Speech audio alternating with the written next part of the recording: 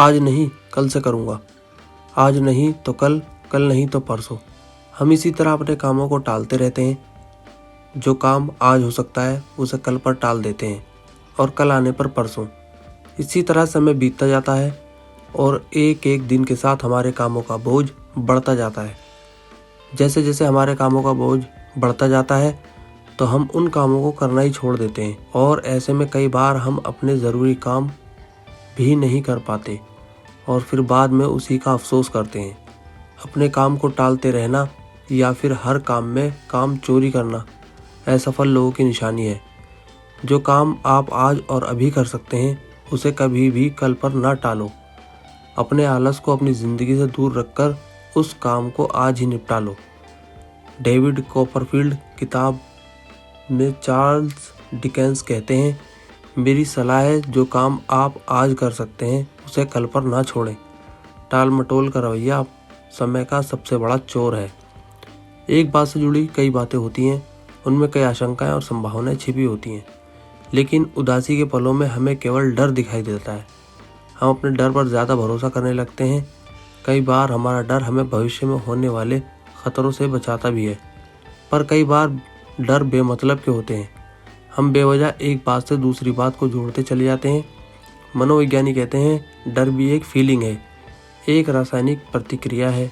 मन में छुपा रहने वाला हर डर सही साबित नहीं होता।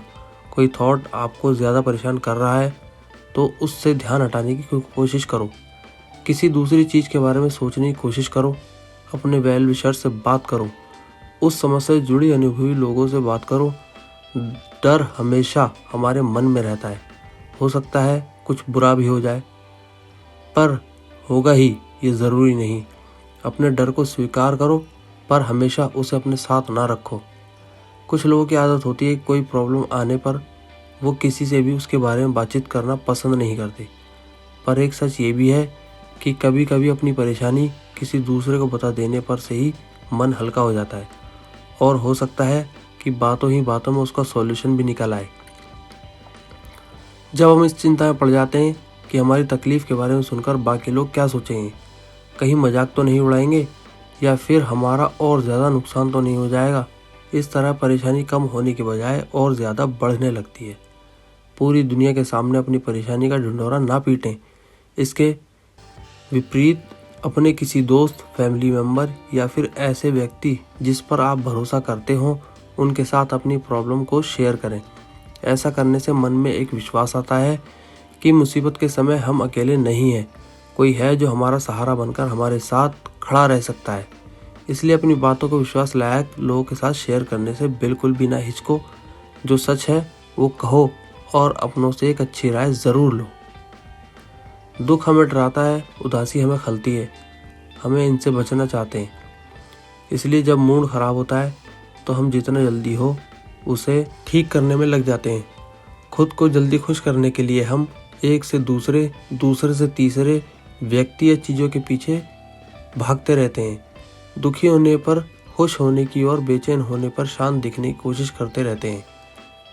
यहाँ एक बात याद रखना ज़रूरी है, किसी भी चीज़ की शुरुआत और उसका अंत दोनों मायने रखती हैं। कोई भी दुख हो या किसी भी तरह की तकलीफ़ हो, वो तब तक बनी रहती है जब तक हम उसे पूरी तरह से अलविदा नहीं करते। किसी भी दुख से जल्दी से उभरने की और सब कुछ ठीक करने की जल्दबाजी से कुछ हाथ से नहीं आता। मन में छुपी भावनाएं लंबे समय तक हमें परेशान करते रहती हैं। इसलिए तकलीफ को स्वीकार करना, उसका सामना करना ज़रूरी होता है। कुछ दुख ऐसे भी होते हैं जो कभी नहीं जाते, लेकिन समय के साथ उस दुख से, उससे जुड़ी भावनाओं से हम संतुलन बनाना सीख जाते हैं।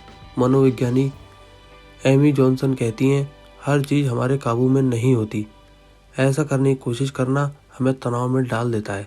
हमें भरोसा रखना चाहिए कि उदासी के भाव हमेशा के लिए नहीं है, धीरे धीरे सब ठीक हो जाएगा। दुनिया किसी को नहीं छोड़ती। हम सभी की ज़िंदगी में कुछ लोग ऐसे ज़रूर होते हैं जिनका काम टांग खिंचाई करना, हमारा मजाक उड़ाना, हमें पीछे धकेलना या फिर नुकसान पहुंचाना होता है। पर दुनिया यहीं तक नहीं होती। इससे साथ साथ एक दुनिया वो भी है जो हम अपने साथ बनाते चलते हैं।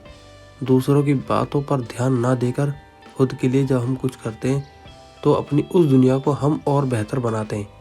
हर बार जब किसी मुसीबत या दुख के बाद हम फिर से खड़े होते हैं तो वो दुनिया और बड़ी मजबूत हो जाती है। ए फेयरवेल टू आर्म्स में अर्नेस्ट हेमिंग्वे कहते हैं, दुनिया हर किसी को तोड़ती है, उन्हीं में से बहुत सारे लोग हैं जो टूटने के बाद और भी मजबूत हो जाते हैं। जब कोई आखिरी मिनट में बार बार किसी योजना बदलाव करता है तो गुस्सा आना एक नेचुरल सी बात है।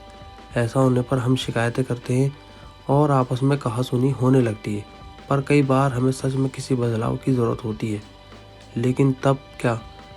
जैन हैबिट के संस्थापक लियो बोप्टा कहते हैं, बदलाव से बचने के बजाय हमें उन्हें कुछ नया सीखने का मौका समझना चाहिए।